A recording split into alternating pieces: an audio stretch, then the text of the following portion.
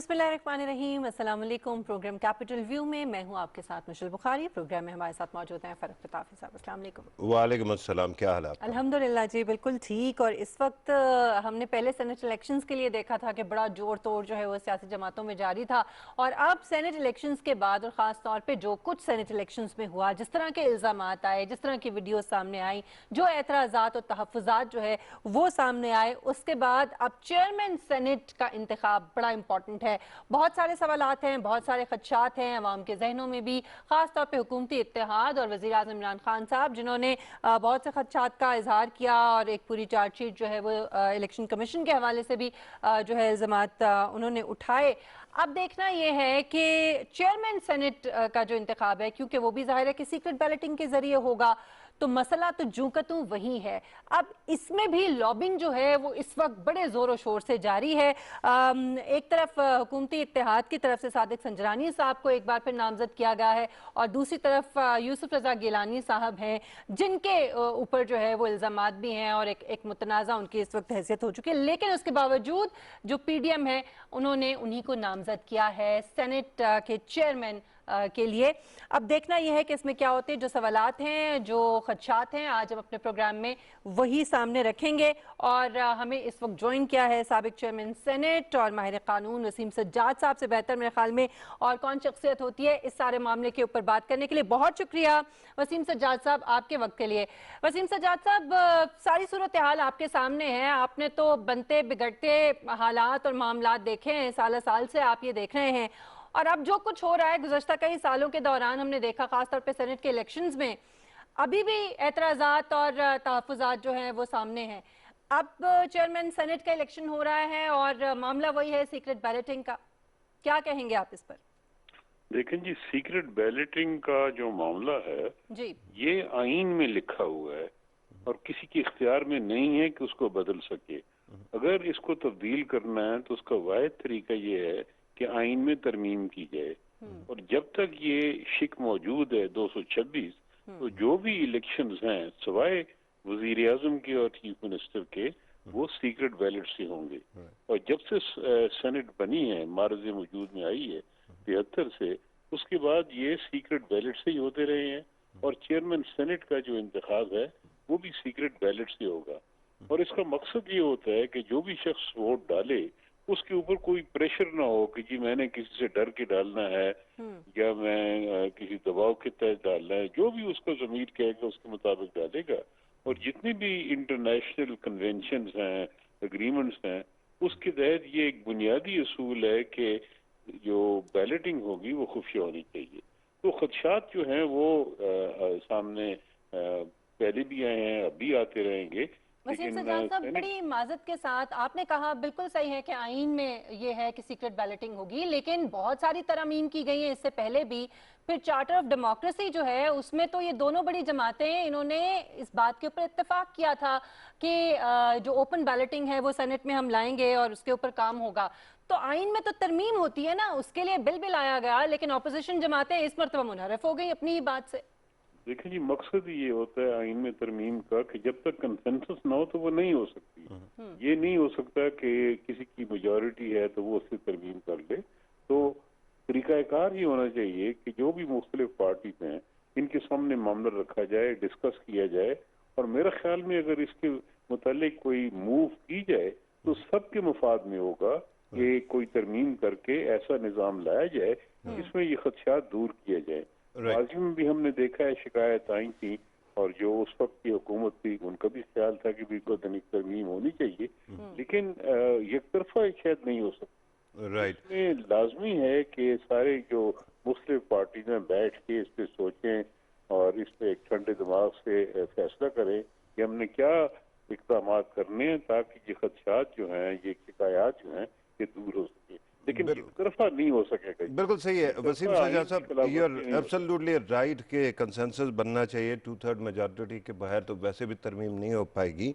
लेकिन एक एस्पेक्ट तो ये है ना जी कि तीनों बड़ी पार्टियां in principle they agree on converting it into open ballot.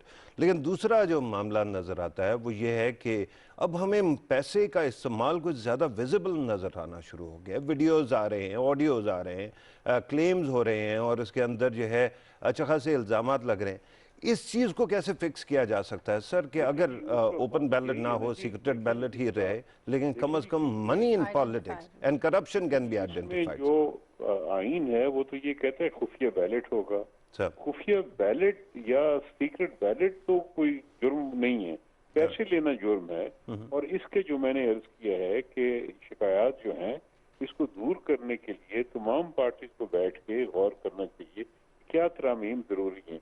अब ये कोई दलील नहीं है कि जी चूंकि वो अग्री नहीं करते तो लिहाजा खुफिया बैलेट खत्म कर दिया जाए, क्योंकि ये तो आइन है, आइन को तब्दील नहीं किया जा सकता।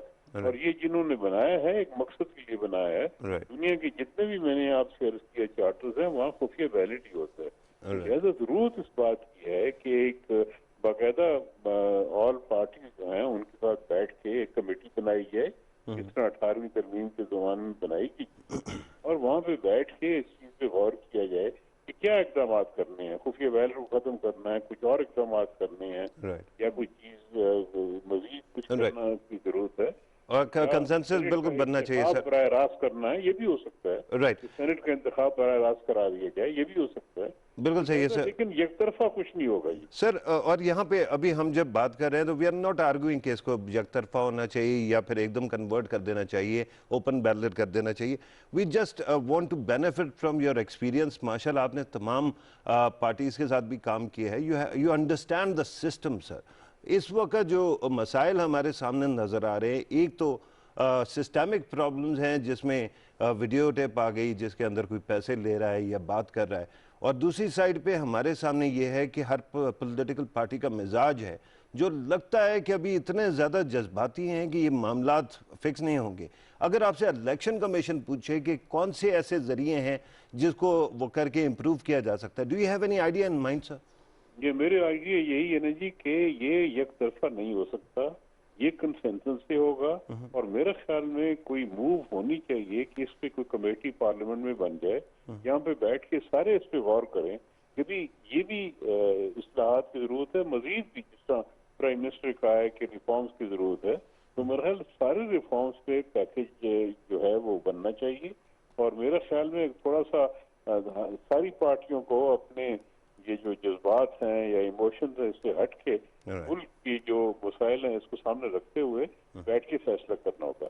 18वीं तरमीम तो हुई थी ना, तो कमेटी बननी चाहिए पार्लियामेंट की जिसपे तमाम पार्टीज की नुमाइंदगी हो और वहाँ बैठ के फैसला हो। लेकिन ये एक तरफा ना हो सकता है, ना होना चाहिए, ये मुनासिब नहीं होगा।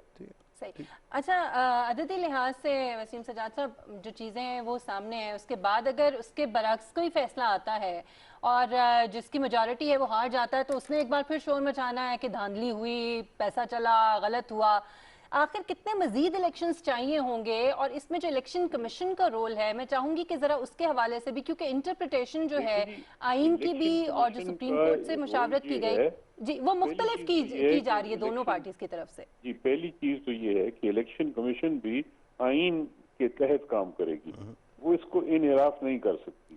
दूसरी चीज ये है कि कोई इक़दामात ये भी मुख्तलिफ पार्टियों से तजावीज देनी चाहिए कि भी रिश्वत रोकने के लिए, सीक्रेट बैलेट जो है वो अलग चीज है, रिश्वत रोकने के लिए, पैसा जो चलता है उसको रोकने के लिए क्या इक़दाम करने चाहिए। अगर उसमें आइन में तरमीम की जरूरत है तो फिर उसमें सर को बैठना पड़ेगा। उसके अलावा कोई तजावीज आती है तो वो भी मुख्तलिफ पार्टी से तजावीज देनी चाहिए कि आपके ख्याल में क्या हो सकता है, क्योंकि ये जो पैसे का इस्तेमाल है ये तो सब कहते हैं गलत है, जुर्म भी है। और अगर किसी के पास इतलात हैं, कोई सबूत है, तो इलेक्शन कमीशन को पेश करना चाहिए, क्योंकि ये एक जुर्म बनता है। FIA भी इसमें इन्वेस्टिगेट कर सकती है, इसमें जो मुख्तलिफ इदारे हैं वो भी इन्वेस्टिगेट कर सकती हैं।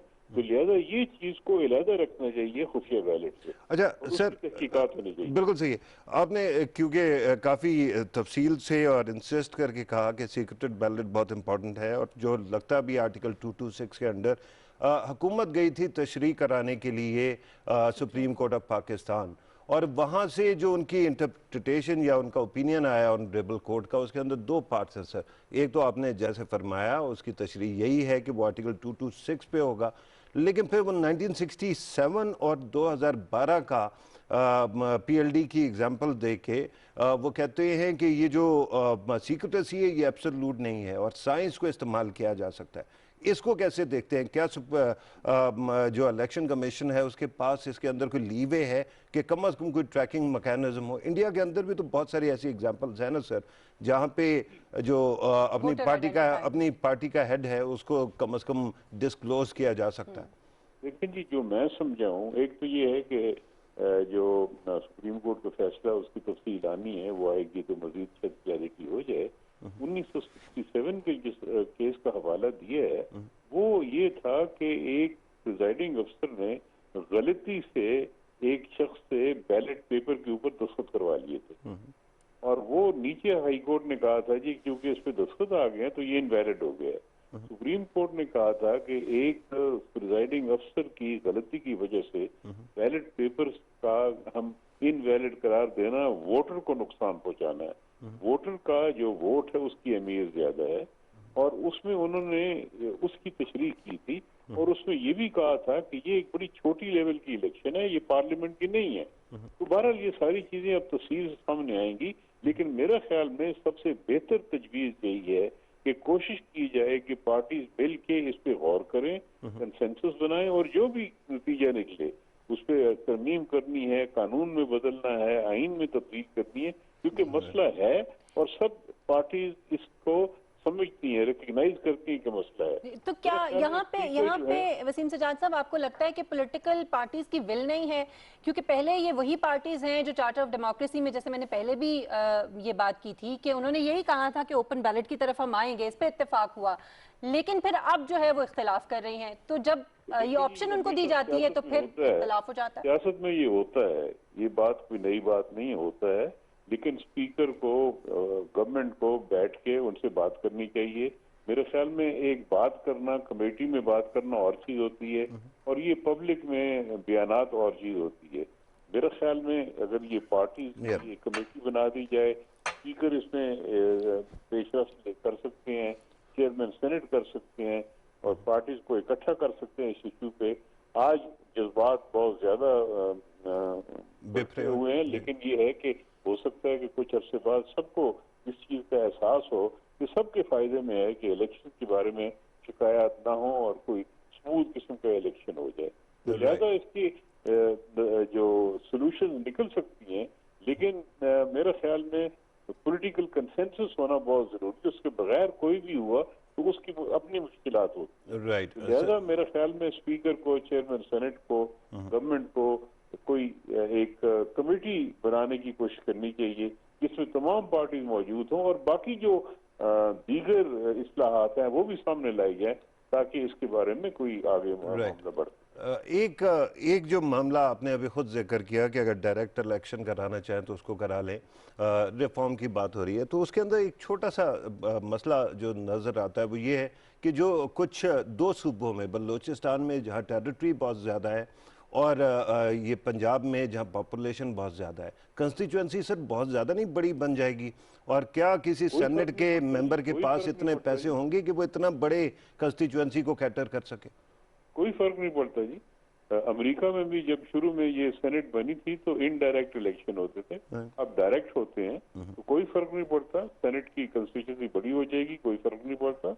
आखिर ये जो इस वक्त नेशनल असेंबली की कंस्टिट्यूंसीज हैं ये भी काफी बड़ी होती हैं और उसमें ये जरूरी नहीं कि कंस्टिट्यूंसी में एक एक आदमी इलेक्ट हो, ये भी हो सकता है कि एक कंस्टिट्यूंसी एक से ज्यादा इलेक्ट हो जाए और जिस तरह जिसने ज्यादा वोट लिए हैं उसके बाद नंबर 2, नंबर 3, नंबर 4 इस तरह हो जाए, तो ये सोल्यूशन निकल सकती है।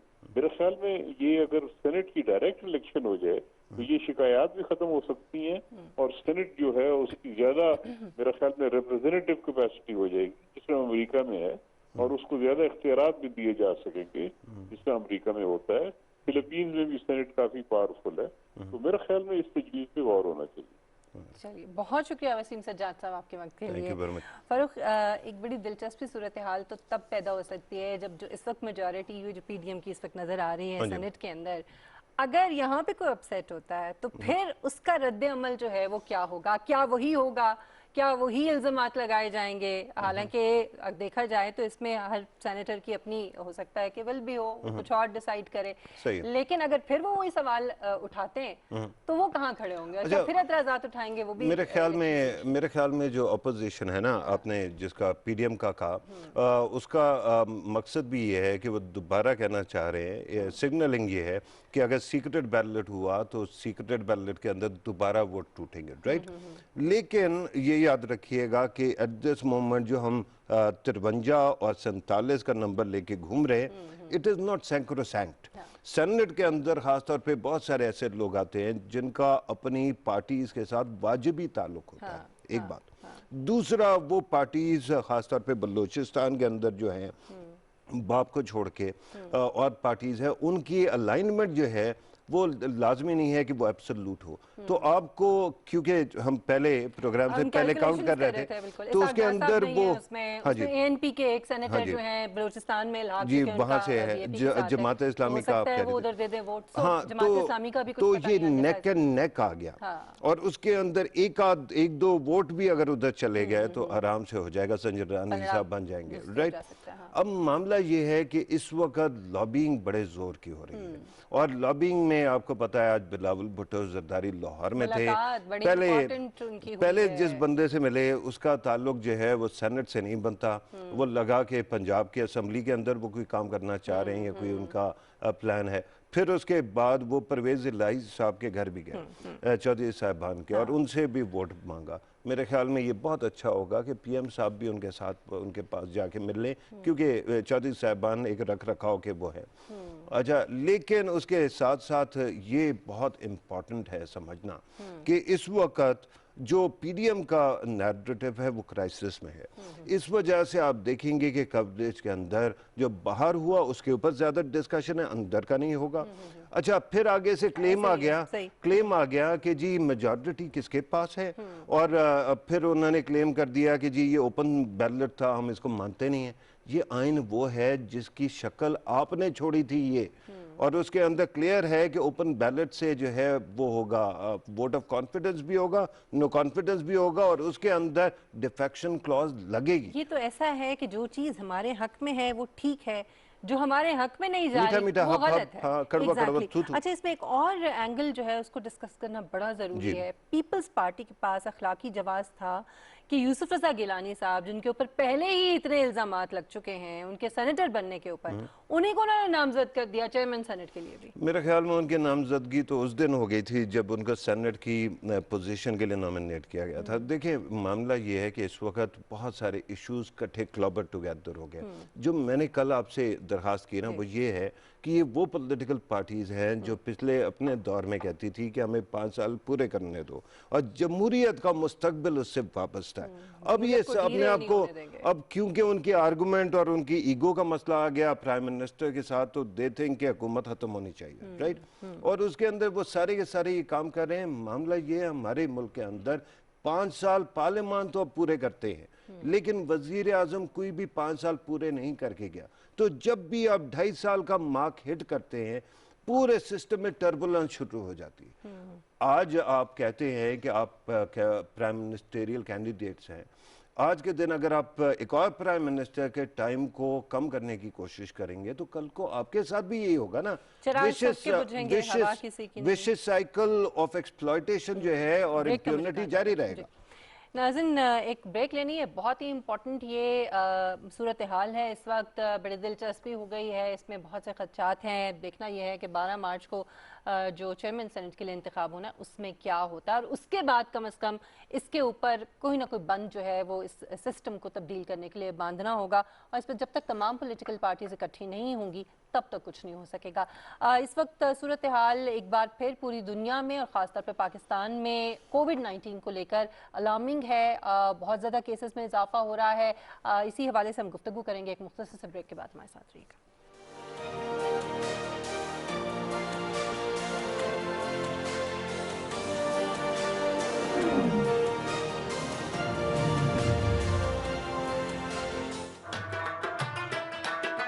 जो अल्लाह ने पाकिस्तान में डाइवर्सिटी दी है, और जो आगे इंशाल्लाह जो हम पाकिस्तान का आगे मुस्तकबिल देख रहे हैं, ये टूरिज्म हमें फॉरेन एक्सचेंज भी लेके आएगा और टूरिज्म सबसे ज़्यादा लोगों के लिए नौकरियां देगा।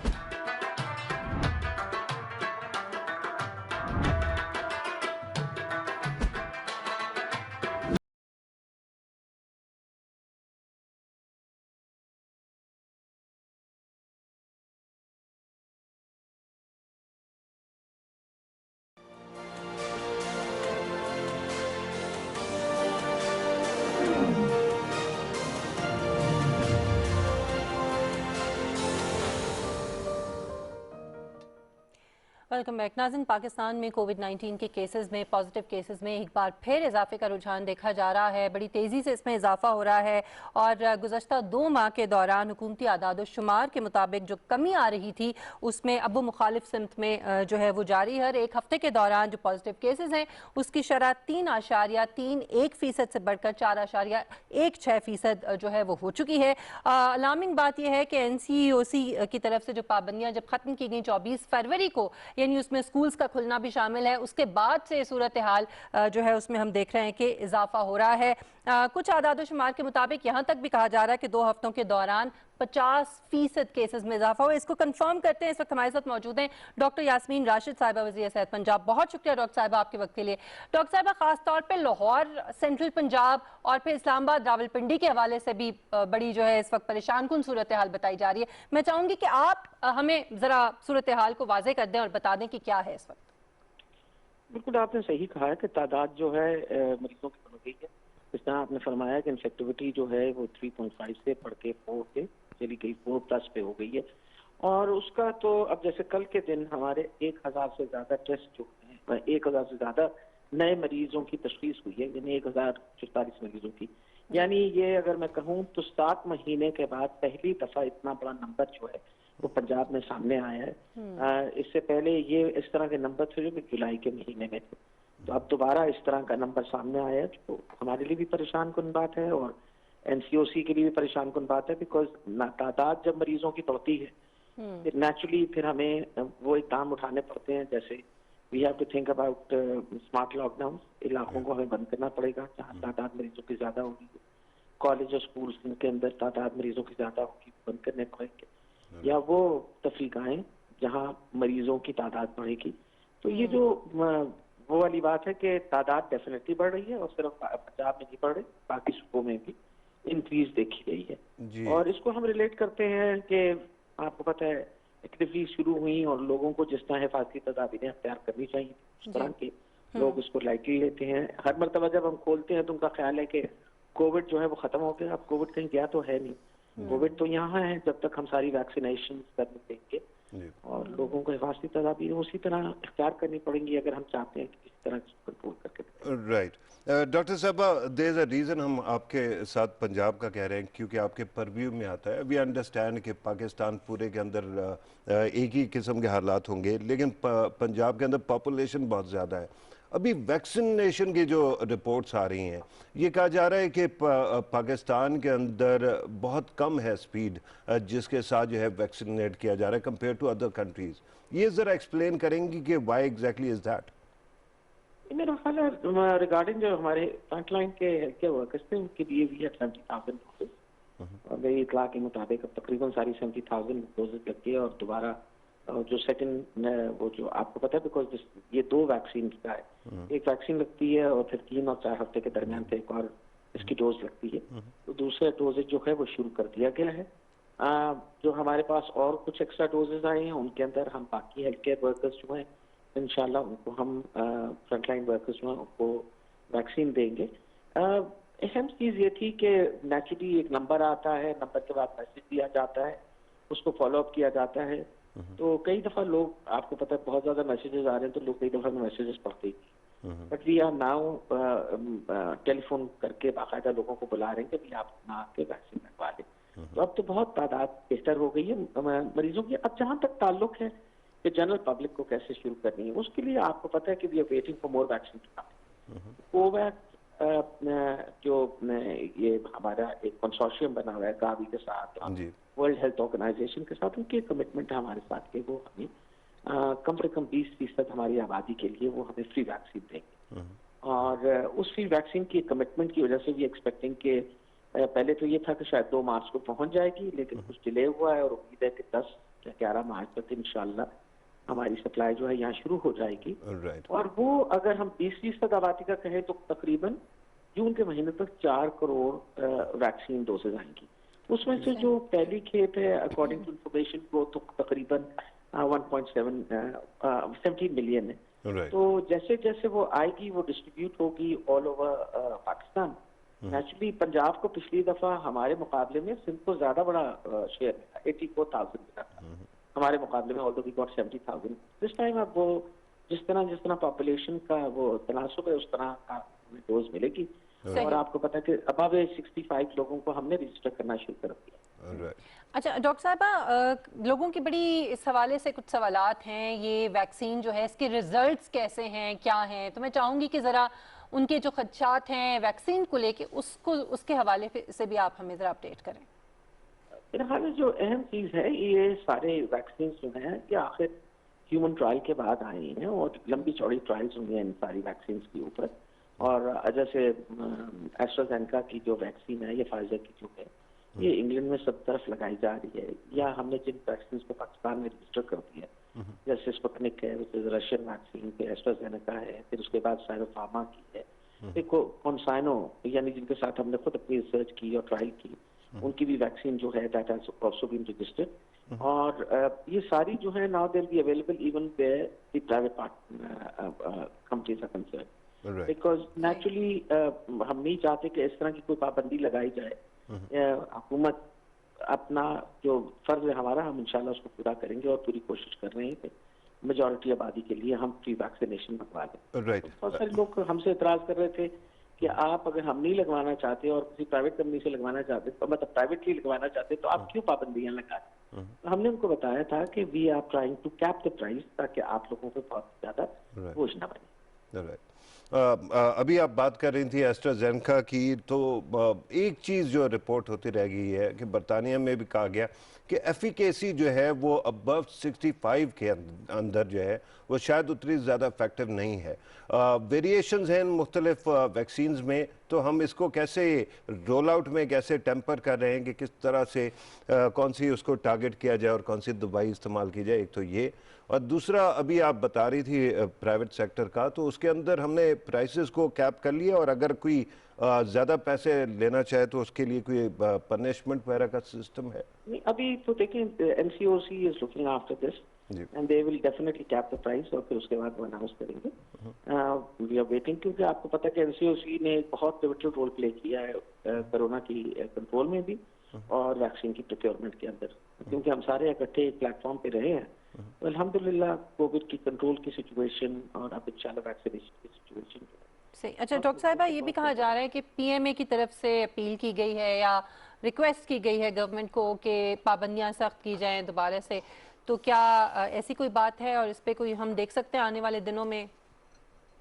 देखिए जी, सख्ती का जहाँ तक ताल्लुक है आप एक हद तक सख्ती लोगों के साथ कर सकते हैं, और मेरे ख्याल पाकिस्तान मेडिकल एसोसिएशन और इसके अलावा जितनी डॉक्टर्स की कोई एसोसिएशन, उनको सबको एफर्ट करना चाहिए। नॉट ओनली दैट, जो सिविल सोसाइटी है उसको भी एफर्ट करना चाहिए कि हम लोगों में ये बात लोगों को समझाएं और उन पर पावर कराएं कि देखिए मेहरबानी करके कोविड अभी गया नहीं है, हमें हिफाजती तदाबीरें इख्तियार करनी पड़ती हैं, और अगर हम नहीं करेंगे तो सिचुएशन खराब हो सकती है। Wearing a mask be a part of your work. अब तो देखिए कोई किसी से ढकी छुपी बात तो रही नहीं है, 1.25 साल हो गया है मुसलसल हम एक ही बात पे हाफ करते हैं कि जी आप मेहरबानी करके मास्क पहने, फिर उसके बाद हाथों को बार बार धोएं, सोशल करें। अब अगर लोग समझने को उससे कासिर हैं और मानते ही नहीं है तो आप जबरदस्ती एक हद तक कर सकते हैं। हाउएवर स्मार्ट लॉकडाउन का जहां तक ताल्लुक है, we will be very strict about it. और ये मैं आपको बता दूं कि नेचुरली इमरजेंसी जो है, Covid emergency still on in Punjab.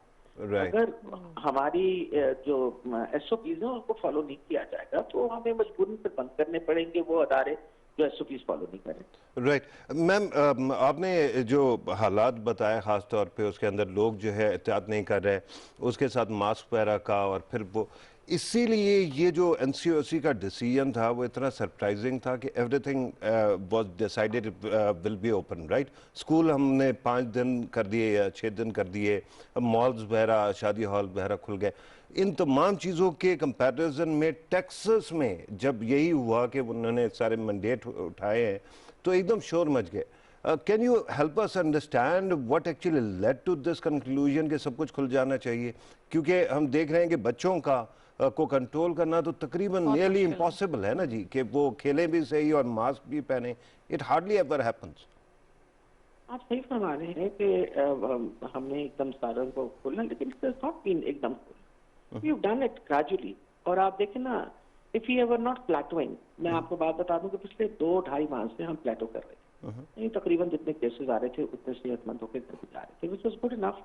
वजह यह है कि आपके पास इतनी जगह थी अस्पतालों के अंदर कि आप आराम से अपने मरीजों को संभाल सकते, you were looking after. Fertility rate Pakistan का कंपेयर टू, अब मैं अगर अमेरिका से कंपैरिजन करूंगी तो डेफिनेटली हमारा fertility rate compare too much lower है, हमारा बहुत कम है अगर हम अपने हमसाय मुल्क के साथ मुकाबला करें। What are the reasons for it? उसमें वो कहते हैं young population is a huge plus point for अस।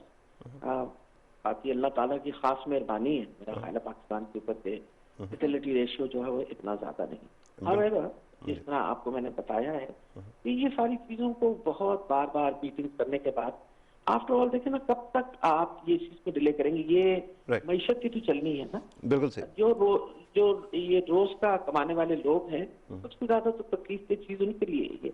जब आप रोज की मजदूरी खत्म कर देते हैं तो उनके लिए तो घर में सर्वाइव करना भी मुश्किल हो जाता है। सारी चीजों को मद्देनजर रखते हुए आपको अपना हर चीज को you'll have to start thinking कि भाई हम अब कब तक ये अपना बिजनेस एक्टिविटीज और ये सब खत्म। Absolutely ma'am. और इसीलिए जो है ना, अब ये लगता है जब से ये मामला शुरू है all over the world, herd immunity और लॉकडाउन और प्रिकॉशंस के दरमियान एक डिबेट चलती रहती है। और ऐसा लगता है कि दुनिया के अंदर हर साइड ने, हर मुल्क ने कोई एक साइड सेलेक्ट कर ली है। पाकिस्तान के अंदर इज इट नॉट ट्रू कि हम इन दोनों के दरमियान जो वो है इंट्रापोर्टल पुल्स हैं उसके दरमियान कहीं पे मौजूद है? क्योंकि बाज़ औक़ात हमें लॉकडाउन करना पड़ता है, देन वी थिंक कि माशाल्लाह पाकिस्तानी आबादी के अंदर जो है वो यंग आबादी है तो इसके अंदर इफेक्टिवनेस ज़्यादा होगी कि उसको किक कर सके, उसको ख़त्म कर सके। मेरा ख्याल है बहुत ही मुश्किल है कि हम किसी किस्म का इसके ऊपर ओपिनियन दे सकें, पर सिंपल रीजन आपको देखें, जब आई ये कोविड उसके बाद आपके सामने प्रिकॉशनरी मेजर्स जो हैं वो लिए गए, प्रोजेक्टेड फिगर्स जब दिए गए तो वो लाखों में दिए गए। अल्हम्दुलिल्लाह we did not follow that projection, शुक्र है खुदा का, we did not have. How is the disease developing? आगे क्या चलना है, किस तरह होना है, वैक्सीन कब हम देंगे, कितने अरसे के लिए इफेक्टिव होगी, ये सारी चीजें जो है ये gradually learn, it's a learning इस वक्त कर्व है। वजह ये कि हमारे पास तो कोई और तरीका ही नहीं है ना सीखने, मतलब सिर्फ हमने दुनिया के बहुत बड़े मुल्क और बहुत जो एडवांस मुल्क हैं वो भी ये कुछ फॉलो कर रहे हैं जो हम कर रहे हैं। लेकिन मैं ये यकीनन आपको बता रही हूँ कि पंजाब के अंदर अल्हम्दुलिल्लाह लॉकडाउन जो पर्टिकुलरली स्मार्ट लॉकडाउन वो एक बहुत अच्छे तरीके से फॉलो किए गए और उस वजह से हमें फायदा भी हुआ है। उसी की वजह से आपको पता है कि इन्फेक्टिविटी रेट पंजाब में कंपैरेटिवली बाकी सूबों के हिसाब से कम है। हाउएवर मकसद ये है कि ये जो अप्स एंड डाउन्स आ रही हैं ये तो आप मुसलसल आप देख रहे हैं कि पहले एक वेव आई, फिर उसके बाद दूसरी वेव आई, फिर कुछ खैरियत का टाइम आया। अब भी हम उम्मीद रखते रहे थे कि कुछ खैरियत का वक्त आएगा, लेकिन फिर हम खुद तो देखें ना बिल्कुल कोई एफर्ट करने को तैयार नहीं है, एहतियात करने को तैयार नहीं है, तो उसका फिर एडवर्स इफेक्ट तो हो। सही। अच्छा डॉक्टर साहब, मौसम के हवाले से जो कहा जाता है कि अगर ठंड है तो उसमें ज़्यादा केसेस बढ़ जाते हैं या ये वायरस ज़्यादा तेज़ी से फैलता है, और ये हमने देखा भी कि जब सर्दियां शुरू हुई, अब मौसम चेंज हो रहा है, गर्मी की तरफ जा रहा है, तो क्या थर्ड वेव जो है वो एक्सपेक्ट की जा सकती है या ऐसा नहीं होगा, केसेस बढ़ेंगे नहीं, कोई अंदाज़ा लगाया जा सकता है क्या?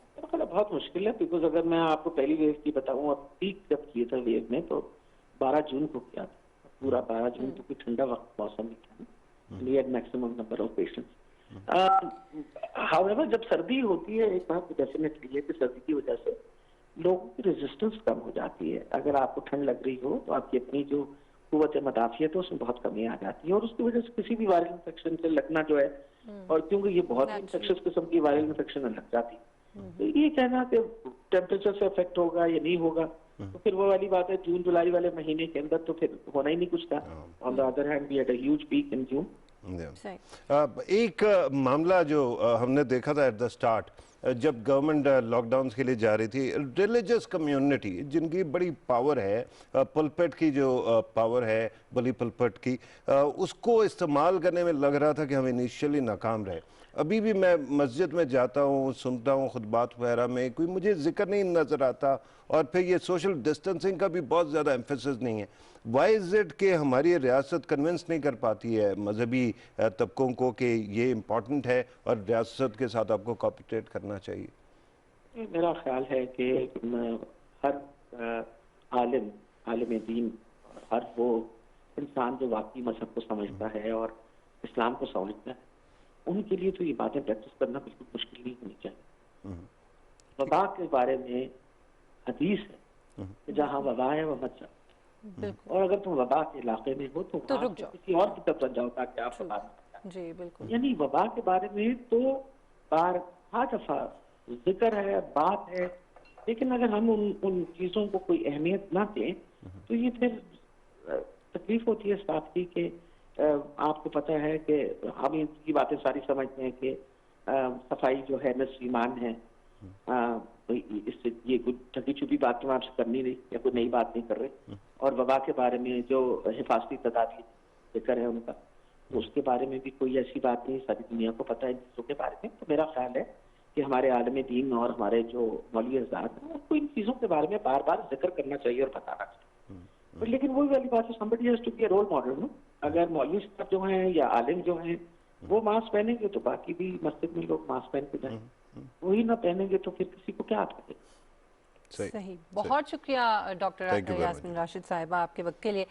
ये जो सवाल मैंने किया था मौसम के हवाले से, क्योंकि लोगों के जहनों में बड़ी मिसअंडरस्टैंडिंग्स हैं और हमारे यहाँ लोग बड़े रिलैक्स हो जाते हैं कि अच्छा अब तो गर्मी आ रही है, अब तो ये वायरस जो है ये खुद ब खुद मर जाएगा, तो अब हमें मास्क पहनने की भी ज़रूरत नहीं है और अब एहतियात करने की भी ज़रूरत नहीं है। सो ये क्लैरिफाई करने की बड़ा ज़रूरी था कि डॉक्टर साहिबा के ज़बान से हम ये बात सुन लें जो उन्होंने कह भी दिया। दूसरी जो आपने बात जिस तरफ इशारा किया आपने मसाजिद के अंदर, तो मैंने अपने बड़े करीब की मसाजिद में देखा कि लोग बिल्कुल साथ साथ खड़े हैं। भाई नमाज तो पढ़नी है, वो तो फर्ज है, लेकिन ये फर्ज तो नहीं है ना कि आप बिल्कुल जुड़कर खड़े हो जब पता भी है कि एक वबा है। जी बिल्कुल सही है। यही बात हो भी रही थी कि सऊदी अरब खाना काबा मस्जिद नबी में जो है जब वो इतने प्रिकॉशन ले रहे हैं तो हमने कोई मजहब खुद इजाद किया। अच्छा, फिर हमारे यहाँ जज्बातियत का ये है कि फौरन वीडियो क्लिप्स आ जाते हैं, खाना काबा खाली अगर हो या उसको एम्प्टी कराया गया है तो देखो जी क्या हो गया, जुल्म हो गया। भाई बात सुने, 1400 साल में इस खाना काबा ने हर किस्म के मौसमियात और हालात को वो भी किया है, कन्फ्रंट भी किया है और माशाल्लाह इस्लाम का सरबुलंद से बुलंद होता रहा है। अगर आज के दिन इंसानों को बचाने के लिए कोई काम कर लिया जाता है तो ये अच्छी बात है। अल्लाह ताला का हुक्म है कि एहतियात लाजमी है, तो हम लोग कौन होते हैं कि कहेंगे नहीं नहीं जी अल्लाह ताला की मर्जी है और हमें अपना वो करना है। होगा जब मौत लिखी है तो उसी वक्त मरना है। वही ना भाई, वो तो लिखी है, लेकिन अल्लाह ताला ने खुदकुशी तो हराम की है ना, ये तो खुदकुशी है। मैं चलती गाड़ी के सामने छलांग लगा दूं, तेज गाड़ी के आगे, और मैं कहूँ या जहाज से छलांग लगा दूंगी, अल्लाह बचा लेगा, बचाएगा तो सही, लेकिन नबी करीम ने कहा था have faith in God but tie your camel first, अपने ऊंट को पहले बांधो और फिर अल्लाह ताला पे छोड़ो। तो इन तमाम चीज़ों को ज़रा थोड़ा सा हमें देखने की ज़रूरत है। उलमा, असातिज़ा, हमारे मीडिया, हाँ जी। हम अपने प्रोग्राम में आजकल एक और ट्रेंड आया हुआ है ना, हमारे बहुत सारे मीडिया के बहन भाई जो हैं, खासतौर पे भाई, वो बड़े वर्कआउट करते हैं तो वो यूं करके डोले निकाल के बैठते हैं। अच्छा। उसके अंदर they actually stop any kind of precaution, और आपको नजर आ रहा होता है बाहर गए हैं वो अंदर हैं। अगर आप एक ओपिनियन लीडर हैं, if you are not going to actually set an example, यार इसको पहनते हुए क्या तकलीफ होती है, क्या मसला है? अगर थोड़ा सा मसला और डिस्टेंस पे जाओ तब भाई, खुदा ना खास्ता उन लोगों को आप देखें जो इस वक्त वेंटिलेटर्स पे हैं, उससे ज्यादा बुरी हालत तो नहीं है ये मास्क पहनने से, कुछ भी नहीं होता, आदत हो जाती है। मुझे तो ये आदत हो गई, मुझे कुछ भी नहीं। मेरा ये ख्याल है कि हमारे मुल्क के अंदर वैक्सीनेशन अल्लाह करे रोल आउट तेजी से हो, लेकिन उसके साथ प्रिकॉशन बहुत ज़रूरी है। और ये जो स्कूलों वगैरह का है उसके अंदर हम और तो कुछ नहीं कह सकते। मिनिस्टर साहिबा सही कह रही थी कि आप सब कुछ हमेशा के लिए बंद नहीं रख सकते, लेकिन जो स्कूल स्टाफ है उनसे दरख्वास्त है, क्योंकि उनके बड़े भी बुजुर्ग भी होंगे, जानों को बचाना है तो सोशल डिस्टेंसिंग और मास्क का जो मैंडेट है उसको लाजमन ज़रूरी है कि आप अप्लाई करें।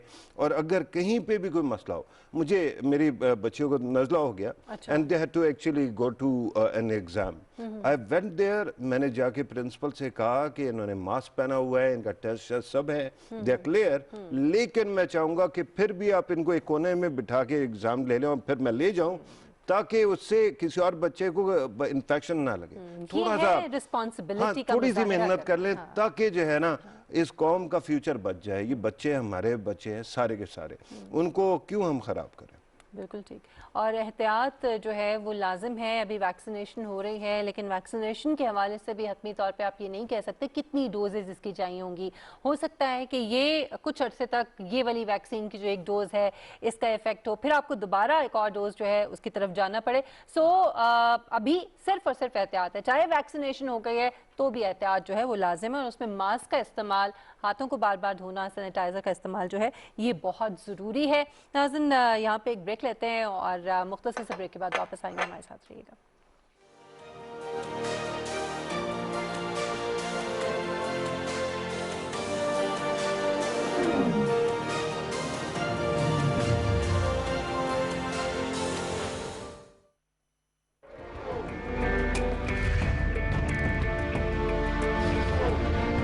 ये आपका इख्तियार है कि किसी हुकूमत को ताकत अता करें या बरतरफ कर दें, लेकिन इसके लिए हुजूम का तरीका इस्तेमाल करना हरगिज दुरुस्त नहीं है। आपको अपनी ताकत का इस्तेमाल सीखने के लिए निज़ाम को समझना होगा। अगर आप किसी हुकूमत से मुतमन नहीं हैं, तो आइन आपको मज़कूरा हुकूमत बरतरफ करने का इख्तियार देता है, लिहाजा आइनी तरीके से ही ये अमल अंजाम दिया जाना चाहिए।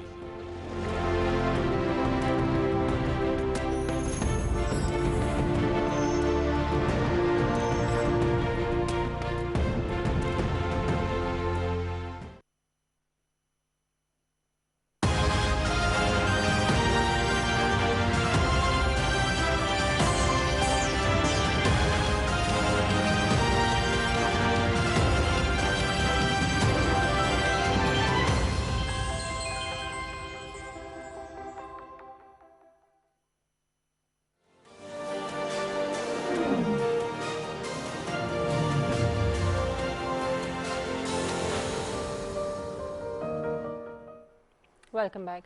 नाज़रीन, गुज़श्ता रोज़ इंतहाई अफसोसनाक वाक़या पेश आया जब कराची एक्सप्रेस जो है कराची से लाहौर ये जारी थी और ये पटड़ी से मुसाफिर ट्रेन इसकी बोगियां उतर गईं, जिसके नतीजे में चंद मुसाफिर इसमें ज़ख्मी हुए जबकि एक खातून अपनी जान से चली गई। ये तो इब्तदाई वजूहात हैं जो पटड़ी से उतरने का कहा गया है, लेकिन अभी असल जो वजूहात हैं उसके तयन के लिए एक कमेटी बनाई गई है और वज़ीर रेलवे आज़म सवाती साहब के मुताबिक 4-5 रोज़ में ये जो तहकीकाती रिपोर्ट है ये सामने आ जाएगी। सवाल सिर्फ इस हादसे का नहीं है, इससे पहले जो आए रोज हम देखते हैं कि हादसा होते हैं। गुज़श्ता को 2.5-3 साल के दौरान तकरीबन 121 छोटे बड़े हादसा रेलवे के जो हैं ट्रेन के वो हो चुके हैं और इसमें मुख्तलिफ वजूहात जो है वो बताई जाती हैं, जिसमें एक तो सिग्नल सिस्टम का ना होना, इसके अलावा जो एक बड़ा मसला है टेक्निकल आलात का जो फुकदान है इस महकमे के अंदर, फिर ह्यूमन नेग्लिजेंस जो है वो एक बड़ी वजह है, गैर कानूनी महकमाना भर्तियां जो एक्सपर्ट्स नहीं हैं और मेरिट के ऊपर जिनकी भर्तियां नहीं होती उनका इस इदारे के अंदर होना, और एक जो बहुत बड़ा मसला है जिसपे जो सबसे ज़्यादा हादसा की वजह बनता है वो अनमैन्ड लेवल क्रॉसिंग जो है वो है। सो आज हम इन तमाम वजूहात का अहाता करेंगे और जायज़ा लेंगे कि आखिर वजह क्या है, फ़र्क दुनिया कहाँ से कहाँ पहुँच गई है। और हमारे पास तो दुनिया का बेहतरीन रेलवे सिस्टम था जो अंग्रेज़ यहाँ पे छोड़ के गया था, लेकिन उसके बाद चूँकि ये 3 साल जो हैं इसको तो हम ज़्यादा मोहरत इल्ज़ाम नहीं ठहरा सकते। गुज़श्ता जो ये अदवार गुजरे हैं उसमें क्या होता रहा है कि आज तक हम ठीक नहीं कर सके। आप कह रही थी अंग्रेज बड़ा अच्छा छोड़ के गया था, अंग्रेज कब गया था? 1947 में। उस वक्त से आज तक हमने कितना उसके अंदर कंट्रीब्यूट किया, अपग्रेड किया, राइट? अच्छा, मज़ेदार बात यह है और अफसोसनाक बात भी ये है कि हमने बहुत अरसे में कुछ नया नहीं किया था। उसी पे बोगीज चला रहे थे, सब कुछ था। अभी आपने सही कहा कि मौजूदा हुकूमत के 2.5 साल एक साइड पे रख दें, पिछली वाली तो बार बार आई है ना। उनके ज़माने में हमें, ये आपने जो कहा ना कि भर्तियाँ, आपको पता है घोस्ट एम्प्लॉयज़ क्या थे? कहते हैं कि बिल्डिंग में पूरा फैमिली रह रही है और भाई साहब छुट्टी लेके 10 साल से दुबई रह रहे हैं एंड ही इज गेटिंग मुलाजिम है सैलरीज। वो रेलवे हाँ, के अंदर। सैलरीज। हाँ। एक तो ये मामला, दूसरा ये है कि अपग्रेडेशन के लिए thanks to China, thanks to CPEC, अब जो है ML1 का हो रहा है, बाकी भी अपग्रेडेशन की कोशिश हो रही है। तो ये बात तय है कि हम इंफ्रास्ट्रक्चर को बेहतर कर लेंगे। लेकिन उस पर भी बड़ा टाइम लगेगा, मतलब 10-11 साल का नहीं, बहुत वो ज़्यादा है, टाइम और लगेगा। उसमें 10-11 आगाज तो चले हो जाएगा, लेकिन फौरी तौर पे भी तो बहुत सारी चीजें होने की जरूरत है ना, करने की जरूरत। देखें, अगर आप जो है ना जाते हैं ना दर्जी के पास और आप जाके कहते हैं कि मैंने 10 सूट सिलवाने हैं, वो कहता है ठीक है, एक सूट आपने पहना हुआ है, उसको मैं देख रहा हूँ, उसके ऊपर बटन नहीं है, पहले तो बटन लगा लो, पहले तो उसके ऊपर जो है ना वो सारे के सारे टांगे शांगे लगा लो, फिर मैं बाकी कर दूंगा। जो ML1 का आप कह रही हैं 10-11 साल का, मेरे ख्याल में उससे कम टाइम है, लेकिन फिर भी जो टांके शांके हैं वो लगना शुरू हो गए। अपग्रेडेशन और जो इंफ्रास्ट्रक्चर डेवलपमेंट है उसके ऊपर हुकूमत और सी पैक बहुत ज़्यादा काम कर रहा है। हमारे मुल्क के अंदर नॉर्थ साउथ का जो सारा कनेक्शन है, आपको पता है कि हमारा ईस्ट वेस्ट नहीं चलता, निज़ाम जो है वो अप और डाउन होता है। नॉर्थ से लेके साउथ तक जो है हमारी ट्रेनें चलती हैं, फिर ब्रांच आउट करती हैं या फिर साथ साथ से वो होके आती हैं। उस सारे को जो है आपके ML1 और इन दीगर जो इस तरह के हमारे अपग्रेडेशन के प्रोसेस है उसके अंदर हम फोकस कर रहे हैं और इम्प्रूव भी कर लेंगे। लेकिन उसके दरमियान एक काम करना बड़ा ज़रूरी है। माजी में आपको याद होगा पिछली हुकूमतों में बार बार ऐसा हुआ, इस हुकूमत में भी हुआ, लेकिन जो वाक़यात होते हैं उसके ऊपर जब कमेटी बनती है, वो कमेटी की रिपोर्ट आमतौर पे गायब हो जाती है, हमारे सामने नहीं आती है ना। ये हुकूमत वो है जिसने शुगर माफिया से लेके बाकी जितने रिपोर्ट्स थी उनको पब्लिक कर दिया, तो इसको भी कीजिएगा ताकि हमें पता चले कि बार बार अगर एक मसला हो रहा है तो उसके अंदर कौन कौन हुआ क्या है, जिम्मेदार कौन है जी। और आमतौर पे ये होता है ना, जहाज, पाकिस्तान का कल्चर मैं बता रहा हूँ, जहाज गिरे, ट्रेन गिरे, कार का एक्सीडेंट हो, हमेशा अगर ड्राइवर मर गया तो उस पर इल्ज़ाम लगा दो, राइट, पायलट हो गया, ट्रेन का वो हो गया। हमारे यहाँ बहुत सारे जो वो हैं मूविंग पार्ट्स हैं उनको हमने फिक्स नहीं किया। हमने, आपने सही कहा कि हमने जो पटड़ियाँ हैं उनकी क्वालिटी क्या है, अगर वो 70 साल से वही पटड़ियाँ हैं तो उनका क्या करेंगे। अब ये बताया जा रहा है कि कई मीटर तक जो ट्रैक था वो टूट फूट का शिकार था, exactly. तो ये तो एक पहले से मालूम चीज है ना। हाँ जी। तो आप उसको ठीक करें या फिर उस पर ट्रेन ना चले। आपने ट्रैवल किया है कभी ट्रेन पे? बहुत अरसा पहले, शायद बचपन में कभी। उसके अंदर साथ आपने देखा होगा कि बाज़-औक़ात बचपन में देखा होगा कि वो छकड़े आते थे और छकड़े वाले जो है ना वो साथ आके ना वो छकड़े 2 बंदे चला रहे होते थे and they would actually go to the place and fix it. अच्छा, वो फिक्सिंग की जरूरत है, लेकिन मसला ये है कि ऑडिट होगा तो पता चलेगा। अगर आपको पूरे का पूरा ट्रैक के अंदर लोकल वाले जो होते हैं उसके एरिया के या सेक्टर के इंचार्ज उसको पता है, लेकिन बॉस तक नहीं पहुंच रहा, रेलवे के हेड तक नहीं पहुंच रहा, मिनिस्टर तक नहीं पहुंच रहा, कैबिनेट तक नहीं पहुंच रहा, प्राइम मिनिस्टर तक नहीं पहुंच रहा, तो इसका मतलब है कि किसी को तो उस पर काम करना पड़ेगा। मुशर्रफ साहब के ज़माने में मुझे याद है कि बड़ी मेहनत की गई थी, उसके अंदर ख़ास तौर पे जो ये जो ब्लैंक्स थे ना, जो मिसिंग स्पॉट्स थे, उसके अंदर उन्होंने ख़ास तौर पे किया था। वो जनरल साहब थे, ही वाज द हेड, और फिर उसके बाद शेख रशीद साहब आ गए थे। लेकिन दरमियान में हमने बड़ा सुना है, पीपल्स पार्टी के ज़माने में सुना, नून के ज़माने में सुना कि हमने सब कुछ ठीक कर दिया, होता नहीं है। मामला ये है कि ऑर्गेनाइजेशन है बहुत बड़ी, उसके अंदर आपने सही फरमाया कि एक काम के लिए 10 बंदे रखे हुए हैं, जबकि आधे बंदे से वो काम हो जाए। अच्छा, उसके बाद उनके जो फाइनेंशियल बैलेंसिंग है ना, balancing the book, that becomes a problem. आपको याद है कोविड की आप बात कर रही थी, जब कोविड के लॉकडाउन हुए और ईद आ रही थी तो शेख रशीद साहब ने खास तौर पे कहा कि रेलवे काम नहीं कर पाएगी अगर हमने खोल ना दिया, राइट। और उसके बाद आपको खोलना पड़ गया, why? Because you had to actually balance the books.